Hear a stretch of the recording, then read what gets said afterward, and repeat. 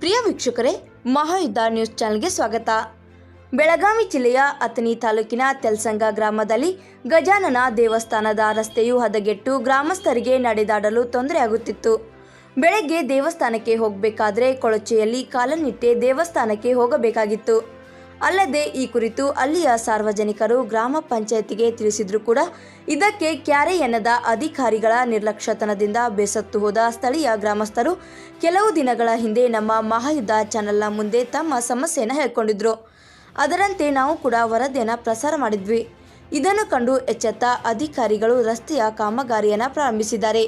ಇನ್ನಾದರೂ ರಸ್ತೆಯಲ್ಲಿ ನೆಮ್ಮದಿಯಿಂದ ಓಡಾಡಬಹುದು ಎಂದು ಗ್ರಾಮಸ್ಥರಿಗೆ ಕೊಂಚ ಸಮಾಧಾನವಾದಂತಾಗಿದೆ. ಇನ್ನು ಮುಂದೆ ಆದರೂ ಗ್ರಾಮದಲ್ಲಿರುವ ಸಮಸ್ಯೆಗಳತ್ತ ಅಧಿಕಾರಿಗಳು ಗಮನವನ್ನು ಹರಿಸಬೇಕೆನ್ನುವುದೇ ನಮ್ಮ ಮಹಾಯುದ್ಧ ನ್ಯೂಸ್ ಚಾನೆಲ್ನ ಆಶಯ.